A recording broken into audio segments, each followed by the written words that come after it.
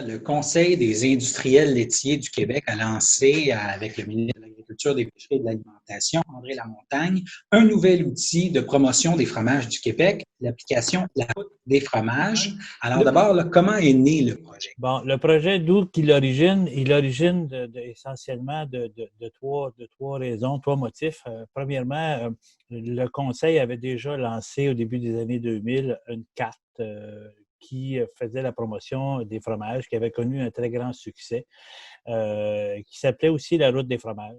Et aujourd'hui, ben, la demande de l'industrie était là encore pour répéter l'expérience, mais cette fois-ci sur un véhicule beaucoup plus moderne, beaucoup plus accessible pour les gens et beaucoup plus convivial. Fait qu'on a utilisé les technologies actuellement pour moderniser notre outil.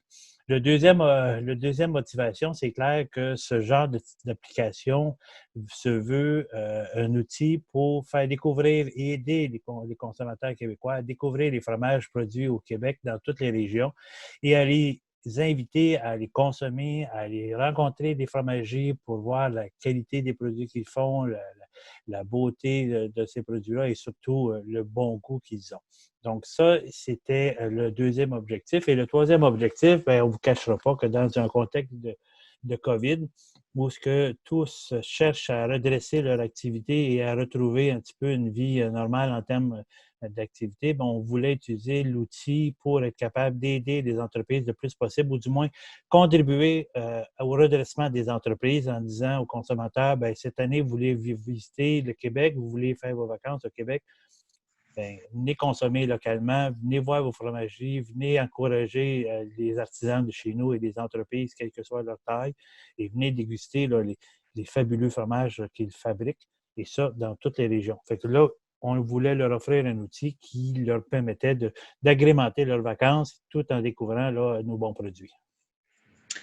Et c'est une application gratuite, facile à trouver, à Oui, utiliser? oui, effectivement. Tout ce que vous avez à faire, c'est d'aller sur les sites là, traditionnels là, d'achat d'applications, là, que ce soit pour chez la version Android ou Apple Store, télécharger la route des fromages. C'est gratuit et vous pouvez la télécharger en quelques secondes. Et après ça, elle est sur votre téléphone et vous pouvez l'utiliser à votre guise. C'est une application qui va être interactive et qui va évoluer. Pour l'instant, on a à peu près 70 fromageries un peu partout sur le territoire qui sont sur l'application, qui nous offre plus de 400 différents fromages. Et on veut qu'avec le temps, l'ensemble des fromageries soient sur le site, de sorte qu'on espère qu'au courant de l'été, ça va augmenter. Et au bout du compte, qu'on va avoir l'ensemble des fromages du Québec qui vont être dessus. L'autre élément aussi qui va évoluer, c'est que on a des propositions de circuits que vous pouvez choisir dépendamment de la région. Et vous avez dans ces circuits-là, après ça, la localisation de chacune des fromageries et l'information associée à chacune des fromageries. De ça, vous pouvez organiser votre circuit.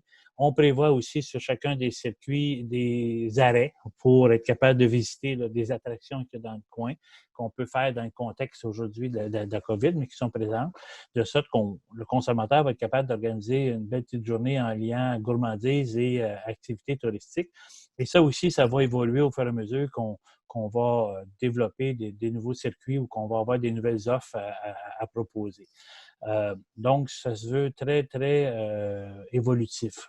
L'autre élément aussi qu'on a, on sait tous, on a des favoris dans nos consommations de fromage. Là. Fait qu'on va être capable d'identifier nos favoris, les mettre dans notre liste et il va y avoir une communication entre le consommateur et le secteur où on va leur envoyer de l'information sur leurs favoris. Comment mieux le manger, comment mieux l'apprêter, comment le cuisiner. On va essayer d'alimenter ça pour que ça devienne interactif et intéressant et instructif. Parce que des fois, c'est le fun de goûter le fromage, mais c'est le fun aussi de voir quel genre d'application que je peux faire dans ma cuisine à la maison. Et bon, il y a plein d'autres éléments aussi. Vous pouvez faire des recherches sur le site en fonction du type de lait que vous aimez. Est-ce que vous aimez mieux les fromages de chèvre, les fromages de vache, les fromages de bufflone? Vous pouvez faire ça. Est-ce que vous aimez mieux les pâtes molles, les pâtes dures? Ou encore, si vous êtes quelqu'un qui aimait consommer les prix, des fromages qui ont des prix, bien, vous pouvez faire des recherches en fonction quels sont ceux qui ont gagné des prix internationaux, des prix Caseus, etc., et de faire votre liste et votre circuit en fonction de cette application-là.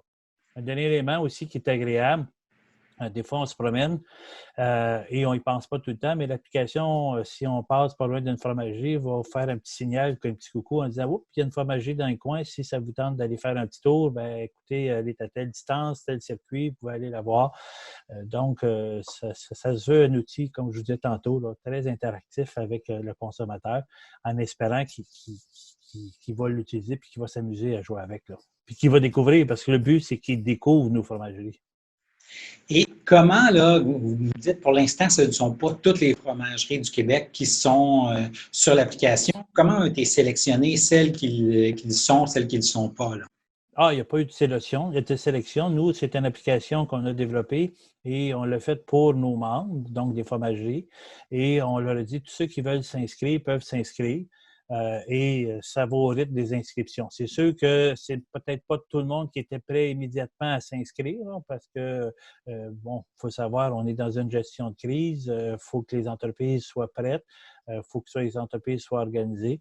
Donc, ça peut prendre un certain temps, comme je vous dis. Pour l'instant, ça a répondu assez rapidement parce que nous, on a ouvert les inscriptions à quelque part au mois d'avril, quand l'application était assez finalisée pour dire, bon, là, on peut commencer. Et on a déjà 70 entreprises qui se sont manifestées immédiatement. La balance, on pense qu'ils vont venir avec le temps, jusqu'à temps qu'ils soient prêts. Est-ce qu'il y a des frais pour les fromageries pour s'inscrire? Oui, il y a des frais, c'est sûr, parce qu'il faut faire vivre l'application, mais c'est des frais qui sont minimums. On travaille beaucoup en collaboration avec des partenaires comme le gouvernement, le MAPAC, comme les producteurs de lait qui sont des partenaires, comme nos institutions financières comme la Banque nationale qui sont des partenaires, qui offrent des collaborations, pas des collaborations, des commandites, donc pour faire vivre cette application-là.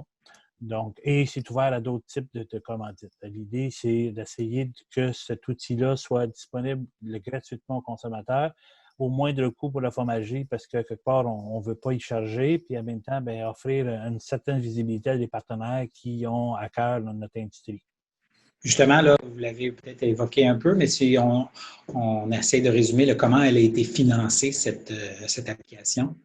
Bien, elle a été financée, comme je l'ai dit tantôt. Là, il y a différentes sources de financement. Le MAPAC nous a donné une très bonne contribution pour nous aider à la financer.